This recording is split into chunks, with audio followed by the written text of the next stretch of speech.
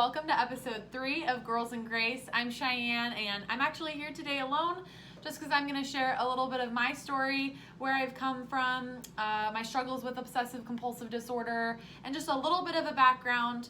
We're going to do another episode on exactly what OCD is, the different types, and so I'm just going to give brief overviews and small things today that I've gone through, but don't worry, I will go more into detail on another episode when we talk about obsessive compulsive disorder. So I'll start out with saying that when I was in 5th grade, I was diagnosed with obsessive compulsive disorder.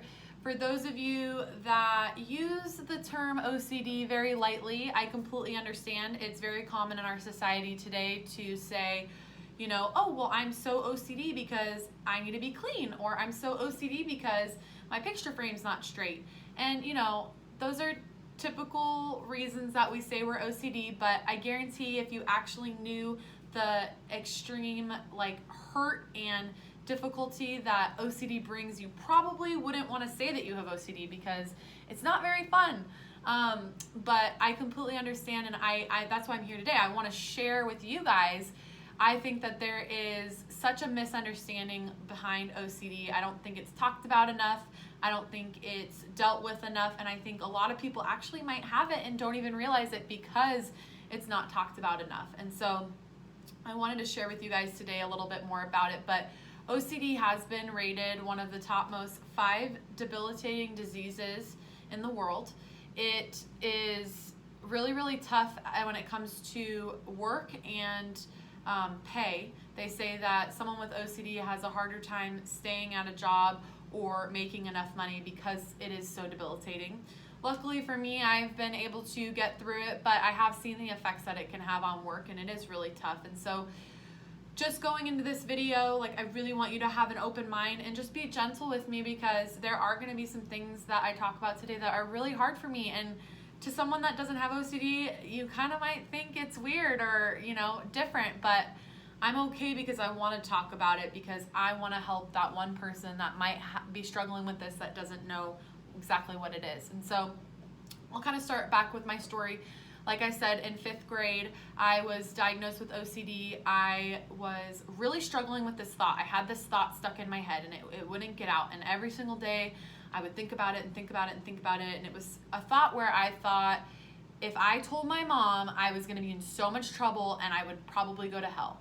And it was a thought that wasn't even true. It was literally physically impossible, but it was something that was stuck in my head. And so I would keep it to myself. I'd hold it close to my chest, but every single day I'd wake up with just this anxiety in my chest and just sad and scared and not knowing what's going on. And then finally one day I said, you know what, enough's enough. I can't feel this way anymore. And so I pulled my mom aside and I told her the thought that I had been struggling with, and she kind of not laughed, but chuckled. She's like, oh, well, first of all, that's not true. And second of all, I think you might have OCD. And that was the first time I had ever heard of what OCD was. And the only reason that she knew is because we have other family members that have dealt with it too.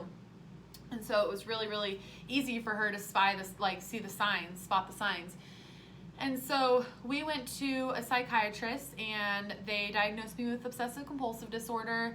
And so from there on, it did get a little bit better. I would say it was mild things like feeling like I had to tell my mom every single thing that happened in my day, or else I was a bad person and I was going to hell. Or I felt like I couldn't lie on a test, or I was a bad person. Or if I didn't shut the door 3 times, then the house would burn down. Just things like that. They were definitely a little bit more, small compared to what I dealt with later in life, but they were the beginning stages of obsessive compulsive disorder. And so I dealt with that. It was manageable. It wasn't terrible. I was able to deal with it on a day-to-day basis. But I would say that it really, really hit me when I went to college. They say that for mental illness, especially obsessive compulsive disorder, any type of change is something that will really spark your OCD and what you're going through. And so for me in college, it was my sophomore year. I had moved in with 2 girls that I didn't know and 1 that I did. And I was really, really excited to live with them. And then all of a sudden, I started getting these really weird thoughts. And I would see one of my roommates walk by, and she looked super cute that day, and I would get this thought come in my head like, well, if you think she's cute, then you're a lesbian. I'd be like, what? No, I'm not. Like, I clearly really like men. And I was like, where is this thought coming from? Why is this invading my head? This is so weird. Well, then the fact that I thought this weird thought came in my head, I started obsessing over it. I was like, oh my gosh, what if it's true? What if it's true? What if it's true? And so then it would get to the point where I would get so anxious about the thoughts that I couldn't even live my day to day. And I didn't even want to live in the apartment with them because I just wanted to run away from them because I just didn't want to have these thoughts and these feelings. And so again, I'll get more into OCD, but that is an actual type of OCD that people struggle with. And it's something that they know isn't true, but their brain is making them feel like it is true. And so that is kind of a little bit of a sneak peek into the brain of someone with OCD. And so from there, I learned to deal with it. I saw a local counselor, and she didn't help, but kind of helped, and kind of moved on from there. And then my junior year of college is when I hit a pretty all-time low. I was having panic attacks. My legs would go numb. My arms would go numb. My mom had to drive all the way to GCU where I was going to school because she was so worried about me because I couldn't breathe. This was coming from a new relationship that I had. This is another area of obsessive compulsive disorder. It's called relationship OCD, and it's something that people deal with when they're in relationships. You have this constant fear of, what if this isn't the right person? What if I'm really not in love with them? What if they're cheating on me? What if it's a fear-based mental illness? So it all starts with what if, and then your brain just goes from there. You come up with scenarios, you come up with things in your head, and you just can't stop thinking about it. And so I went and saw another therapist that someone recommended to me, and I got on some really good medication and did some therapy with her. And at the time, she pretty much diagnosed me with on the spectrum extreme obsessive compulsive disorder, which was so hard for me to hear because I kind of felt helpless. Like, where do I go from here and how do I fix this? I just felt like I was stuck, like I was never going to get better and that I was going to have to live with this for the rest of my life, and I just couldn't even imagine that. And so it was definitely a tough time in my life. And so she helped me a lot. She helped me a lot through that relationship, and even afterwards, going and getting a new job, things like that, navigating those things. She helped me a lot. And then I was doing really well, doing really great. And then I got a new job after I graduated. And again, with another change comes another really tough time. And so I started having really bad obsessive thoughts about work. I had obsessive thoughts about a relationship I was in. And it was to the point where, again, I was having really bad panic attacks. My family didn't know what to do. They were really worried about me. And so we searched for an OCD type of, not rehab, but a center that could help me. And so we found one. And I went and saw the therapist, and she suggested that we started doing exposure therapy. And that's something that I'll go into in another episode with you guys when I go in and talk a little bit more about OCD and what it is. But pretty much exposure therapy is, say you're scared of spiders, they put you in a room with 500 spiders.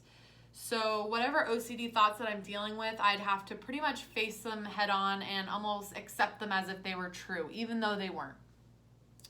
And that was probably one of the hardest times of my entire life. It was really hard to have to go through that and feel like I had to accept those thoughts that I just knew weren't true. And so again, it was a really tough time, but she taught me exposure therapy, which I to this day believe is the best therapy that you can do for obsessive compulsive disorder. Again, everyone has their opinions. I'm not a doctor, I can't, but from my experience, exposure therapy was the best thing for me. And even to this day, I still have to use it on a day-to-day basis.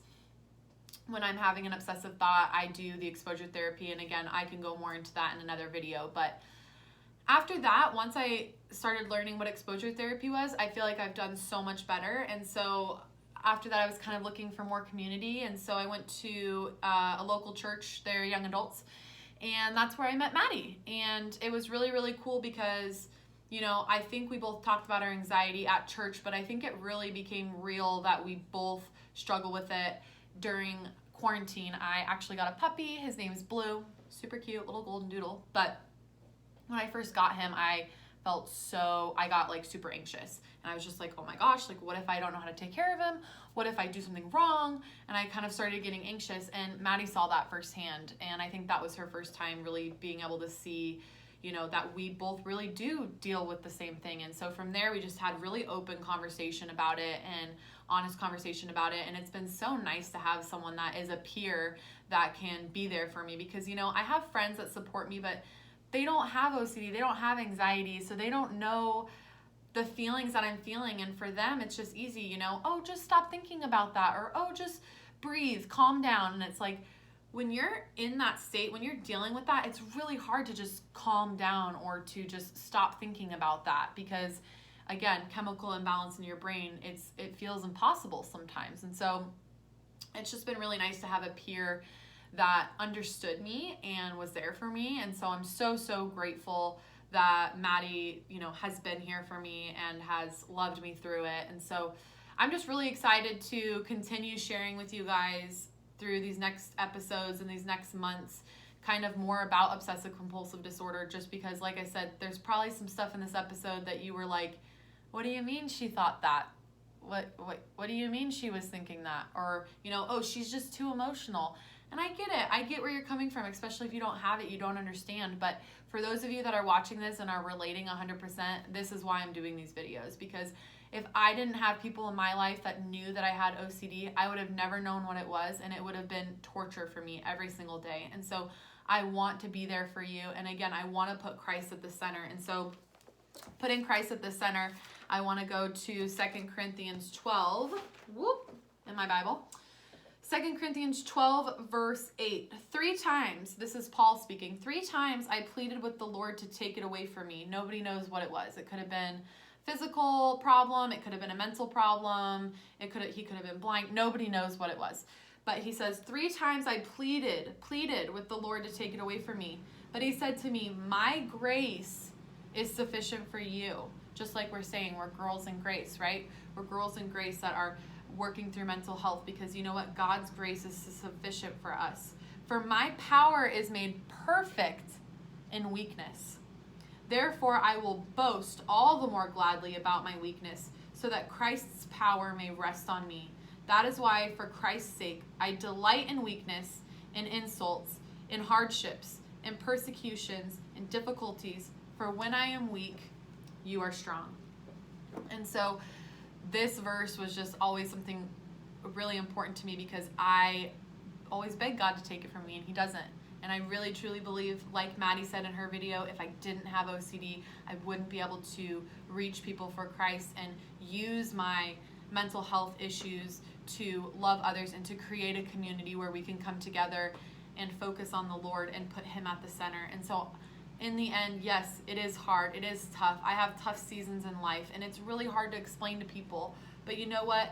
At the end of the day, I am so happy that I have it, because I have been able to create so many relationships and to help so many people because of it. And so for that, I am grateful. And that is what I will continue to strive towards, is to just find the good in the bad, really. I mean, it is. It's tough. It's not fun. It's bad. It sucks. But at the end of the day, we got to find the good in it. And that's why Maddie and I want to do this, because we want to make something good out of something bad. Just like, you know, there's a song that says, what the enemy means for evil, the Lord turns for our good. And it's like, that's exactly what God's doing right now. You know, Satan wants to bring us down, but God is going to use this for our good. And so, you guys, I'm so excited to move forward with you guys and share some more about OCD, what it is, all the different types. I only named 2 different types. There's probably 10. So stay tuned for those videos and just how I've dealt with it and things like that. But I can't wait to continue with you guys, and I'm so excited. Thanks so much for tuning into episode 3. I'm here for you if you have any questions about OCD or anything that I said in this video. If it piqued your interest, feel free to shoot us a message or leave a comment below. I'm happy to help or talk to you. Thanks, guys. Have a great day.